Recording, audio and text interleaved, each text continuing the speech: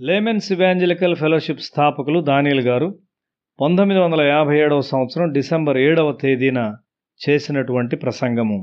దానియేలు గ్రంథము 3వ అధ్యాయం 16వ వచనము. షద్రకును మేషాకును అబేద్నెగోయు రాజుతో ఇలాగు చెప్పిరి, నెబుకద్నెజరు, ఇందును గురించి నీకు ప్రత్యుత్తరమియ్యవలనన్న చింత మాకు లేదు. రాజు చేయించిన విగ్రహం ముందు అందరూ సాగిలపడుచున్నప్పటికీ వీరు నిస్సందేహముగా దానికి సాగిలపడమని ఖచ్చితమైన నిశ్చయతను కలిగి ఉన్నారు. ప్రతి గొప్ప మనిషి ఒక విగ్రహాన్ని ఏర్పాటు చేస్తాడు. దేవుని గూర్చి అతడు తన స్వంత భావాలు కలిగి ఉంటాడు. నెబుకద్నెజరు బంగారు విగ్రహాన్ని తన సొంత విగ్రహంగా కలిగి ఉన్నాడు. అతడు దానిని దేవుడు అని పిలుస్తున్నాడు. అది అతని దేవుడు.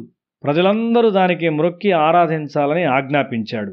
తన సొంత విజయాలను గూర్చి అతడు చాలా గర్వించాడు. అతడు తన కొరకే జీవించాడు.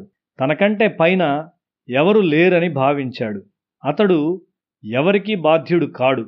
తన బంగారంతో మరియు తన క్రిందనున్న మనుషుల జీవితాలతో అతడు ఏమి ఇష్టపడునో దానిని అతడు చేయగలడు. అయితే తన రాజ్యము సమీప భవిష్యత్తులో ముక్కలవ్వకుండా తన చేతులతో చేసుకున్న ఈ దేవుడు కాపాడలేడు.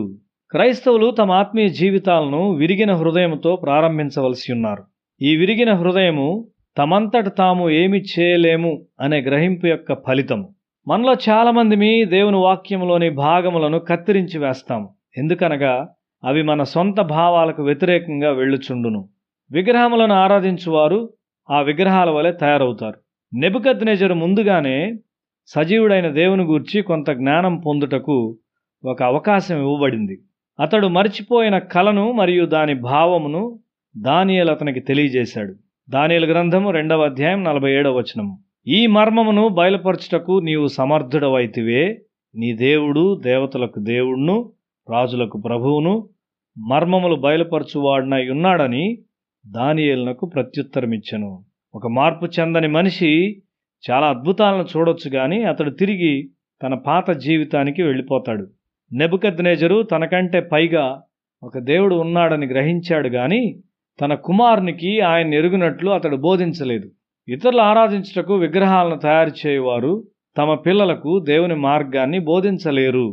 దేవుడు బబులోను భవిష్యత్తును గూర్చి ఇర్మియా గ్రంథము 51వ అధ్యాయము 63-64 వచనాల్లో ఇర్మియాకు తెలియజేశాడు. ఇర్మియా చెప్పిన విధంగా బబులోను రాజ్యము వాస్తవంగా పడిపోయింది, మరలా తిరిగి లేవలేదు.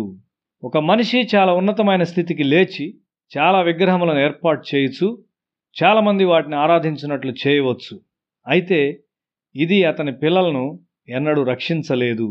హైందవులు యేసులో నమ్మకం ఉంచుతారని కొంతమంది వారిని ప్రార్థన కొరకు మరియు స్వస్థత కొరకు తీసుకుని వస్తారు. చాలా అరుదుగా వారు అట్లు చేస్తారు. కాబట్టి నేను వారి కొరకు ప్రార్థించక ముందు కనీసం 3 రోజులు వారు వాక్యం విన్నట్లు సాధారణంగా చేస్తుంటాను. దేవుడు నాకు ఇది చేసినట్లయితే నేను నమ్ముతాను, మరియు దేవుడు దాన్ని నాకు చేసినట్లయితే నేను నమ్ముతాను అని ఎవరూ చెప్పకూడదు. ఆ విధంగా నీవు నమ్మలేవు. దేవుని వాక్యం నుండి మనం నేర్చుకోవలసి ఉన్నాము. నీవు అది చేయనట్లయితే దాని ప్రభావము తరువాత తరం వారి మీద ఉండును. భయము మరియు వణకుతో నీవు సత్యమును పొందుకొని దానికి విధేయుడుగా ఉండవలసి ఉన్నావు. నీవు దుఃఖమునకు గురైనప్పటికీ నీ సొంత ప్రజలకు నీవు సాక్ష్యమియ్యవలసి ఉన్నావు. అయితే ఒక దినాన వారు నీ చుట్టూ చేరి వారికి రక్షణ మార్గము చూపినందుకు నిన్ను ప్రేమిస్తారు. యేసు సువార్తను గూర్చి సిగ్గుపడు వారిగా మనం ఉండనవసరం లేదు. యేసును ఎరుగుట ద్వారా మనం దీవించబడ్డాము. దేవునిలోని నీ కుమారత్వము నీ రక్త సంబంధులకు గొప్ప మేలు చేయగలదు. క్రిస్మస్ కాలంలో మనం ఆనందిస్తాము, ఎందుకనగా ఆయన పిల్లలము అనే గ్రహింపులోనికి నూతనంగా మనం ప్రవేశిస్తూ ఉన్నాము. ఆ విధంగా ఆయన కొరకు పాపము లేని స్వార్థము లేని వారముగా మనము జీవించగలము.